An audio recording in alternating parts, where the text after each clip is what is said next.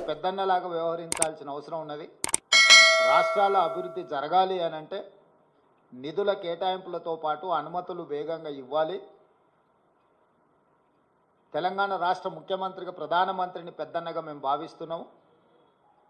పెద్దన్న పాత్ర మీరు పోషించండి అని చెప్పి ఒక అడుగు ముందుకేసి చెప్పడం జరిగింది. ఆ తర్వాత జాతీయ ఎన్నికల తర్వాత నరేంద్ర మోడీ గారు మూడవసారి ప్రధానమంత్రిగా బాధ్యత స్వీకరించిన తర్వాత ఇప్పటి బడ్జెట్లో తెలంగాణ రాష్ట్రానికి అవసరమైన నిధులను, అవసరమైన ప్రణాళికను పొందుపరిచి తద్వారా తెలంగాణ రాష్ట్రానికి సహకరించమని చెప్పి మూడవసారి ఢిల్లీకి వెళ్ళి ప్రధానమంత్రి గారిని కలవడం జరిగింది. అన్ని సందర్భాలలో బేసిజాలకు తావు ఇవ్వకుండా, అనవసరమైన వివాదాలకు అవకాశం ఇవ్వకుండా ఈ దేశ ప్రధానమంత్రి వివిధ రాష్ట్రాల ముఖ్యమంత్రులకు పెద్దన్నలాగా ఉండాలి. మిమ్మల్ని మేము పెద్దన్నగా భావిస్తున్నాం. మా రాష్ట్రానికి చాలా సంవత్సరాలుగా వివక్ష జరుగుతున్నది కాబట్టి ఈ వివక్షను తొలగించి మా నిధులు కేటాయించండి అని వారిని కలిసి చెప్పడం జరిగింది. కేంద్ర ప్రభుత్వంలో ఉన్న మంత్రులందరినీ కూడా కలిసి విజ్ఞప్తి చేయడం జరిగింది. కానీ ఈరోజు వికసిత్ భారత్ 2047లో 48,21,000 కోట్ల రూపాయలతోని బడ్జెట్లు ప్రవేశపెట్టి, అదేవిధంగా బడ్జెట్ మొత్తం సారాంశాన్ని చూస్తే మొత్తం బడ్జెట్లో తెలంగాణ అనే పదాన్ని నిషేధించిండ్రు. తెలంగాణ అనే పదాన్ని కూడా పలకడానికి కేంద్ర ప్రభుత్వము ఇష్టపడడం లేదు. 10వ బడ్జెట్ సమావేశాల సందర్భంగా ప్రధానమంత్రి గారు తెలంగాణ రాష్ట్ర ఏర్పాటు ప్రక్రియను తప్పుపట్టినప్పుడు, తెలంగాణ రాష్ట్ర ఏర్పాటు ప్రక్రియనే పార్లమెంటు విధి విధానాలు ఉల్లంఘించి ఏర్పడింది అని అన్నప్పుడు వారి మనసులో ఇంత కక్ష ఉంది తెలంగాణ పట్ల అనేది తెలంగాణ ప్రజలు ఊహించలేదు. వారు మొదటి నుంచి ఎందుకో తెలంగాణ పట్ల వివక్ష కాదు కక్ష చూపిస్తున్నట్టుగా అనిపిస్తుంది. గతంలో కేంద్రంలో ఉండే ప్రభుత్వాలకు ప్రతిపక్ష పార్టీలు అధికారంలో ఉన్న రాష్ట్రాల పట్ల వివక్ష చూపిస్తారని చర్చ జరిగితే అది ఎట్లుంటుందో మాకు అర్థం కాలేదు. కానీ ఇప్పుడు నరేంద్ర మోడీ గారి ప్రభుత్వము వివక్ష కాదు కక్షాపూరితంగా తెలంగాణ ప్రజల పట్ల వ్యవహరించింది అని చెప్పి స్పష్టంగా మా ప్రభుత్వం భావిస్తున్నది. ఏపీ పునర్విభజన చట్టంలో భాగంగా ఆంధ్రప్రదేశ్కు రాజధాని నిర్మించడానికి, ఆంధ్రప్రదేశ్కు పోలవరం నిర్మించడానికి, ఆంధ్రప్రదేశ్లో వెనుకబడిన జిల్లాలకు నిధులను కేటాయించడానికి, ఎన్ని రకాలుగా ఆంధ్రప్రదేశ్కు నిధులను కేటాయించాలనో అన్నిటికీ ఆంధ్రప్రదేశ్ పునర్విభజన చట్టాన్ని ప్రస్తావిస్తూ ఆ నిధులు కేటాయించడానికి ఒక అవకాశంగా తీసుకున్నారు. ఆంధ్రప్రదేశ్కి ఇచ్చే నిధులను ఆంధ్రప్రదేశ్కు ఎందుకు ఇస్తున్నారని మేము అడగడం లేదు. పునర్విభజన చట్టంలో భాగంగా ఆంధ్రప్రదేశ్కు నిధులు ఇచ్చినప్పుడు పునర్విభజన చట్టంలో భాగంగా తెలంగాణకు నిధులు ఇవ్వాలన్న బాధ్యత కేంద్ర ప్రభుత్వానికి లేదా?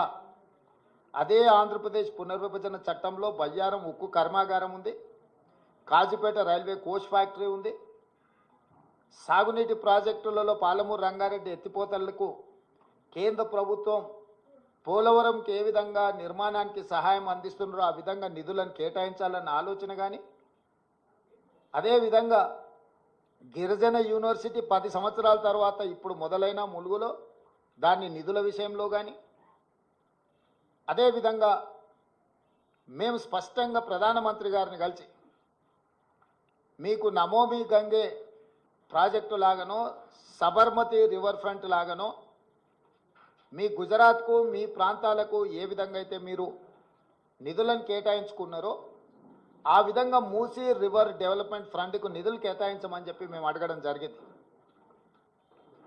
విశ్వనగరంగా విస్తరిస్తున్న 5 ట్రిలియన్ ఎకానమీ అని పదే పదే చెప్పే నరేంద్ర మోడీ గారు మీ ఆలోచన ఈ దేశం 5 ట్రిలియన్ ఎకానమీకి చేర్చుకోవాలంటే భారతదేశంలో 5 మహానగరాలలో హైదరాబాద్ నగరం ఒకటి. ఈ హైదరాబాద్ నగరానికి మెట్రో విస్తరించడం ద్వారా ఇక్కడ మౌలిక వసతుల యొక్క అభివృద్ధిని చేయడం ద్వారా విదేశాల నుంచి పెట్టుబడులను ఆకర్షించి లక్షలాది మంది నిరుద్యోగ యువకులకు ఉద్యోగ ఉపాధి అవకాశాలు కల్పిస్తే దేశం యొక్క ఎకానమీ పెరుగుతుంది అని చెప్పి వారికి చెప్పడం జరిగింది.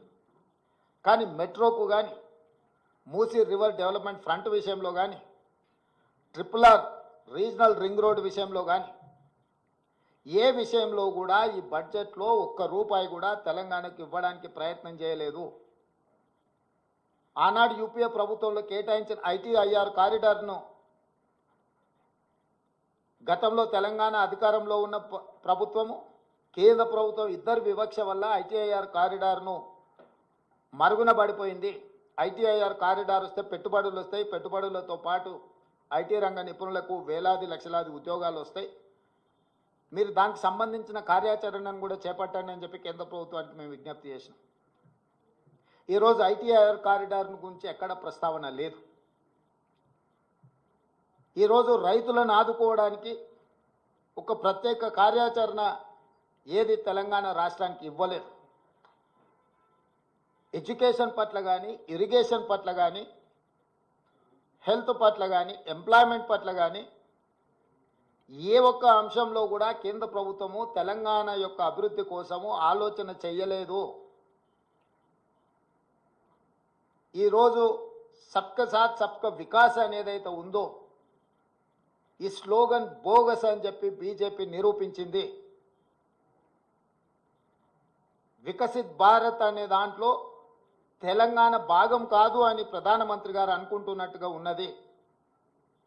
అసలు మొత్తం బడ్జెట్ను స్థూలంగా చూస్తే వికసిత్ భారత్ 2047 48,21,000 కోట్ల రూపాయల బడ్జెట్ను చూస్తే కుర్చీ బచావో బడ్జెట్ లాగా ఉన్నది. బీహార్కు ఆంధ్రప్రదేశ్కు తప్ప ఇతర రాష్ట్రాల పట్ల కేంద్ర ప్రభుత్వం వ్యవహరించిన తీరు కేవలం కుర్చీని కాపాడుకునే ప్రయత్నంలో భాగంగానే ఈ బడ్జెట్ను ప్రవేశపెట్టినట్టుగా కనిపిస్తుంది. ఇది ఏ రకంగా కూడా ప్రధానమంత్రి గారికి గౌరవాన్ని తెచ్చిపెట్టదు. ఇంతటి వివక్ష, ఇంతటి కక్షాపూరితమైన వ్యవహారం ఎప్పుడూ జరగలేదు.